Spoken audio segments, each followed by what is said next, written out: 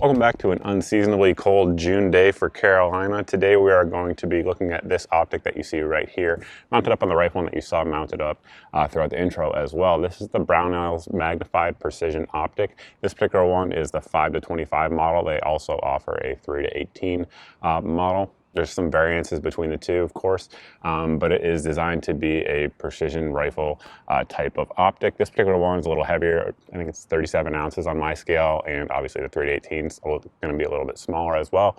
But, you know, pros and cons with magnification as always. But regardless, let's kind of get in close, look at it, look at some of the details of it, and then at the end, I suppose, we'll let you know what we think of it overall. We'll start back here on the rear of the optic and sort of work our way forward for the details for some semblance of order. So back here we do have our fast focus eye adjustment piece, and this one has a ton of adjustment to it. So if you are somebody who's struggled to get a clear reticle with different optics, I highly doubt you're going to get that here with this one.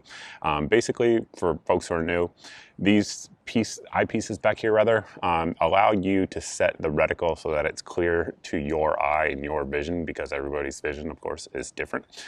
So you can set it to where it's clear for you, and then it's not super easy to bump, and that's going to be a theme throughout this review.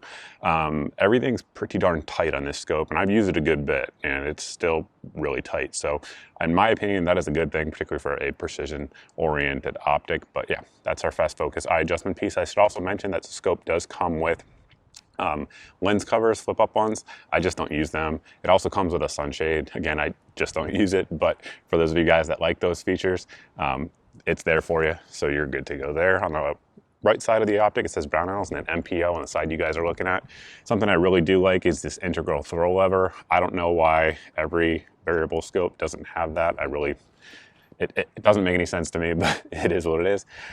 So starting out at 5, of course, and then to throw all the way over to 25 is about 180 degrees on the dot, at least from what I can perceive from the shooter's perspective anyway. And once again, that ring is tight. If you want it set at 25, let's say, you really don't have to worry about it bumping over to 20, because it takes a little bit of effort to it. And that's kind of a preference thing. Like I said, some people want it really fast, some people don't. I think on a scope of a magnification of this range, being fast really isn't important. I get it on like a 1 to 6 or something like that, but for this, it's not. I should also mention that this is a first focal plane scope, which we'll get into in more detail here in just a second. So regardless of the magnification that you have it set at, it is going to be, you know, good in terms of being able to use the reticle to engage targets at that distance. So here on this side, we have our brightness adjustment on the outside. So there's 6 different adjustment points in terms of brightness, and then additionally there is an off position between each position. So I really like that. I've said that. Again, it's one of those things kind of like this throw lever. Why doesn't every scope have that? So if you want, you know, to have it preset to like 5 or 6, let's say, the brighter settings, you can leave it right in between 5 and 6 like we have there. At that point, you just need to move one way to get it to the illumination that you want. It also has an off setting, of course. In terms of daylight bright, people always ask that. I mean, it depends on your background with this particular optic. So if I'm pointing it at the sky, no, it's not daylight bright. However, if I'm pointing it at like a wood line or trees or something like that, yes, it is daylight bright. So it sort of depends, but it's not going to be bright like a red dot. It simply isn't. That's just not how it works. Now, moving on in, we have our parallax adjustment, which is right here. Once again, keeping with the theme, it's tight, right? So this one goes all the way out to infinity, then 800 yards, and it steps all the way back down, I believe, 35. Let me spin it, and we'll see. Yep, all the way back down to 35 yards. So I know there's some folks that, for whatever reason, like to put these optics on like precision 22s, and that's cool. If that's what you're into, have at it. But you'll be able to get into those closer targets there with that 35 MOA parallax. And once again, what that's doing for folks who are new is it's adjusting the reticle so that it's the clearest it can be at a given distance for engaging targets at varying distances, obviously. Continuing on to the turrets, they're well thought out in my opinion, easy to use, nothing too complex like some scopes have these days. So it does have a zero stop. The zero stop allows you, once you obviously get your optic zeroed for your particular rifle with that load. It allows you to go down beyond it 5 mils, or 0.5 mils rather, excuse me, which is nice. I do like that. I think it's a good feature for either high angle shooting, close in shooting, etc. It just gives you more options. In terms of elevation, it only has about 20 mils of elevation. So that's the 5 by 25 rather. The 3 to 18 has more than that, which is to be expected. It's pretty normal for scopes. I'm going to take my microphone off right now. I've never done this before, so we're going to see how it sounds, but I'm going to put it right next to it because in real life, the clicks are very tactile and audible. However, if my microphone's away from it, you guys won't pick it up. So let's see how that works out here real quick. I apologize if it sounds terrible. We'll see.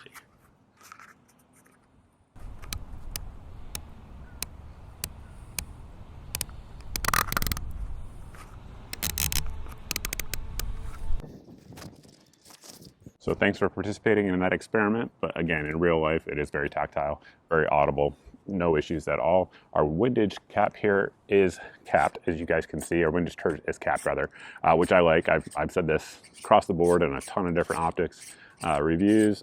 I don't know anybody who consistently dials in windage. It's just, I don't do it. So it is capped, so that way that it just minimizes the chance that anything could get bumped off. It also has a zero stop as well. I just didn't set mine because, again, I keep it capped and I don't worry about it. I hold for wind, really wherever I am. But again, tactile, audible. I'm not going to take my mic off, all that stuff again.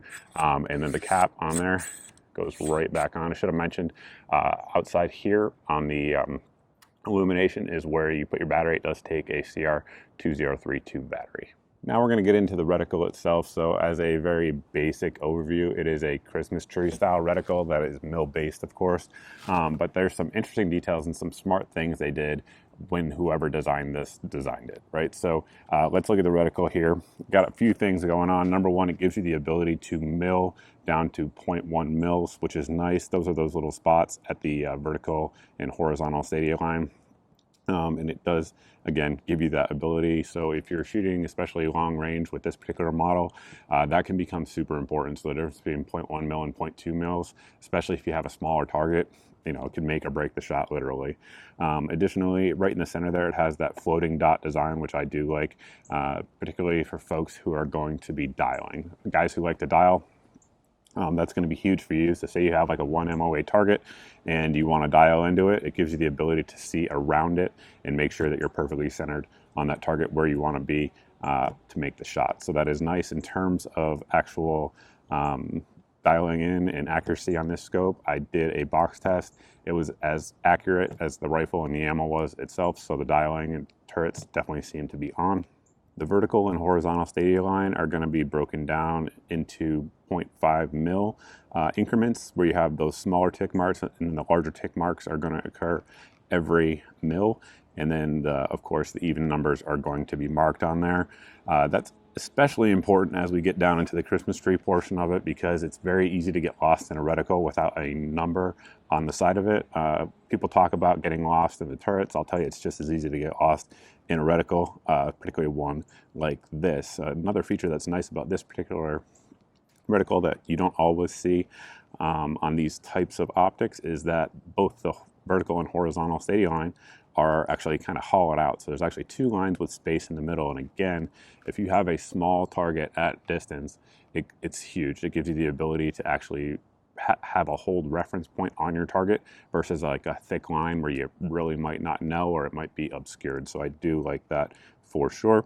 Moving down into the Christmas tree portion of it, it kind of mirrors what you see up top. Of course, it is broken down a little bit more. It's broken down into 0.2 mil increments with those dots. And once again, the small marks and then the larger marks for 1 mil. So that's basically what's going on. And for folks who have never used a Christmas tree type of reticle, the reason that these are liked by a lot of people is that it gives you the ability without having to dial to be able to get on target and know where you need to be in terms of hold and then break your shot. But even if you miss, if you're holding consistent, you'll see the point of impact a lot of times, and it allows you to immediately make a correction, fire a second shot. And if you do that and you do your part as a shooter with good fundamentals, you're going to make your hit every time. At this point of the video, I think I've covered all of the salient points with a couple exceptions. Number one, it's a 34mm tube. I don't think I mentioned that earlier. It is made in Japan, and it is made at a premium optics facility in Japan, so you can pretty much bet it's made at Light Optical Works, which is a very good thing. Some of the best optics, basically under $3,000 to $4,000 that are available in America right now, are made at that factory. They know what they're doing. They have, like I said, really good ability to get accurate turrets. They have a good ability to etch the reticles well, all of those sorts of things, and premium coatings and all of that, which this scope has. In terms of clarity, I would say it's absolutely on par with anything I've seen under $2,000, and maybe a little bit more clear than some above it. It's going to vary, again, scope by scope, and depending on what you're looking at. But in terms of clarity, I've had zero issues at all. We've shot this in low light, and it's done well.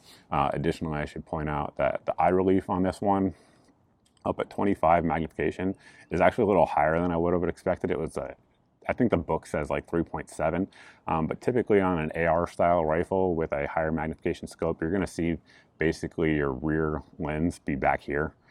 For most folks anyway, and that's true for me as well. But with this one, it has more eye relief than I would have expected, which is why it's mounted up a little bit further, just to make sure that, you know, everything's clear and centered where I need it to be when firing from the prone, because obviously that's the priority for this type of setup.